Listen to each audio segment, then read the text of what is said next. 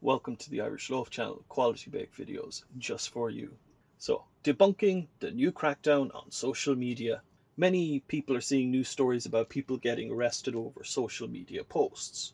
For some reason, there's the assumption that the state must have introduced some new radical laws to arrest these people, or that the state is going well beyond its remit to do this to people. But actually, nothing really has changed that much. There are actually no new laws in terms of free speech about what you can say and not say. There are some laws which reinforce what we already have laws against, and I'll explain those in a moment. But what has changed is something else, which is something called the evidence environment. It's the evidence environment that has changed, and it's changed radically. And what does that mean? Before World War II and even after World War II, the underlying legal principles around defamation, libel in written form, in the printed form, harassments, threatening people, or other communications offences often predate the major platforms by decades, if not a century, and especially after World War II and the Declaration of Human Rights. What social media has basically done is to make harmful publications vastly easier to attribute, preserve, and prove. A social media post is not like shouting something into thin air which then evaporates, and there's no record of it unless there was a recording of it, or maybe somebody witnessed it, but then it's your word against theirs. And social media is totally not like this. It's not like something written on a piece of paper can get lost at the bottom of a bin. Writing on social media is a lot closer to committing an act at a crime scene while leaving behind your DNA, your fingerprints, and your face on CCTV, and then signing the visitor's log on the way out and putting down your address there and the time at which you did all this. In other words, when you post something on social media, it has an identity and it's timestamped. The account behind your post is tied to an email address. It's sometimes tied to your phone number, a recovery address, payment details, device identifiers, and a history of logins. So even before detectives or prosecutors ask for anything to be done, this whole social media ecosystem already has layers of evidence captured concerning you. Lots and lots of linkage, all of your devices, not just the one that you use to make the post. So that's why this enforcement can feel new, even though the legality behind what's happening is nothing new. Defamation in particular benefits hugely from this evidentiary shift. So why are we saying it's historical? Well, let's look at the Declaration of Human Rights. Every country signed up to the Declaration of Human Rights after World War II, and then they ratified that content into their own laws. Article 19 is the one about free speech. It says, everyone has the right to freedom of opinion and expression. This right includes freedom to hold opinions without interference and to seek, receive, impart information and ideas through any media, regardless of frontiers. So you're probably saying to yourself, well, that's free speech. Why are people who make social media posts being arrested? Well, the thing is that the Declaration of Human Rights forms a whole. In other words, none of the articles can contradict each other. So what is it that you can't say? Well, if you back up to one of the previous articles, namely Article number 12, Article 12 says, no one shall be subjected to arbitrary interference with his privacy, family, home, or correspondence, nor to attacks upon his honour and reputation. Everyone has the right to the protection of the law against such interference or attacks. In other words, you can't use Article 19 to violate Article 12.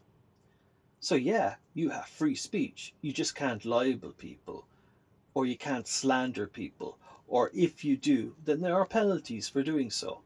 It's always been that way. I can't say defaming things about people that aren't true. If I say something defaming, I have to then prove it. That's why there's always these legal cases with newspapers saying things about celebrities and then celebrities sue them and stuff. It's always been going on. So as we said, defamation in particular benefits from this evidentiary shift. Historically, a big challenge to libel disputes was simply pinning down what was said or what was printed to actually demonstrate that somebody was libeled in the first place. Because a long time ago, newspapers would print stuff and then people would throw out the newspapers and then they'd remember, oh, that newspaper libeled me, let's go get it. And then they don't have it, so they're phoning up their neighbors, contacting their friends. We got the paper, and in a lot of cases, a lot of copies of that newspaper were, in trash cans or on their way to the landfill site. So there was lots of reasons why people could get away with libel in the past.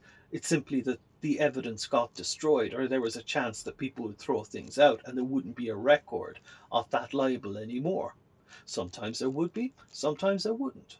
Simply put, social media is relatively not perishable, whereas paper is. In other cases, the libel would only be available to a handful of people, so the judge would have to issue a search warrant to obtain that evidence. A person could also deny authorship. I didn't write that. That wasn't me. They could say that it was forged, or hey, that pamphlet came from elsewhere. I didn't do that. It'd be hard to prove that the person is the one who wrote what's on the pamphlet, even if they're giving out the pamphlet. So proving a chain of evidence was really hard in the past. That's no longer difficult through social media. Also, proving that chain can become really expensive to do. But with social media, it's not. Somebody who works in IT can just press a button and print out all the details that a prosecutor could ever want to prosecute a case. So we live in a world today where libel evidence has totally changed. Gone are the days where the evidence could vanish through mundane events. That sort of entropy is over. No longer are there lost clippings, discarded issues, no archives, or a reliable record of distribution. That has all changed. So for investigators, online speech reverses all that friction. Victims can also capture the words instantly with a screenshot. They could do screen recordings, neural captures. Not only the victim can do that, but a bystander can do it.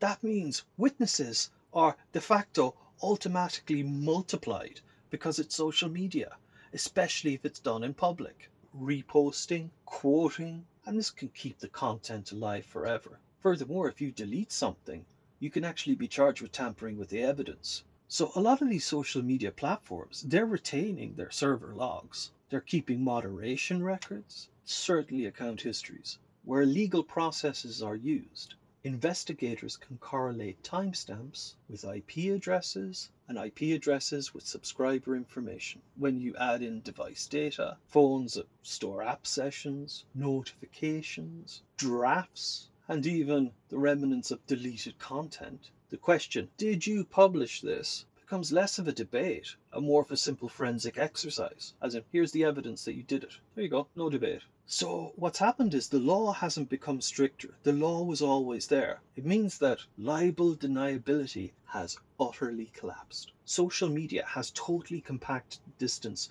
between speech and identity. Your account is no more merely an anonymous pen name. It is a profile connected to a contact source that is connected to you, or something that you're using. Profile connected to a phone contract. A handset connected to a SIM card. In other words, there is a persistent network footprint whenever you write on social media.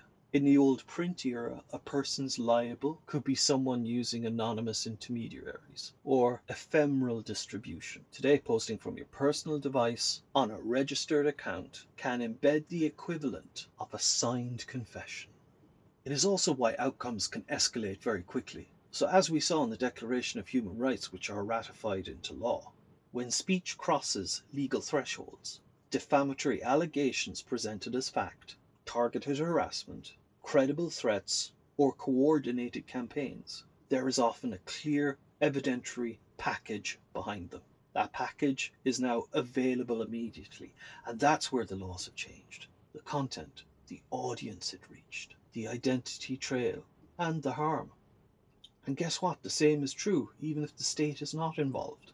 In civil proceedings, the ease of preservation and attribution can make claims more viable. It is faster and cheaper to pursue libel than ever before. So the broader point is a simple one. We can debunk that there's some sort of a new crackdown. That sense of a new crackdown is false. It is simply a misreading of the technological reality we live in. The law is substantially the same, but the medium records who did it, what happened, and how far it travelled. So in that environment, posting reckless accusations that violate somebody else's human rights, or other types of malicious claims against individuals, is no longer whispers in a crowd. It's more like stamping your name on a public notice board that keeps receipts.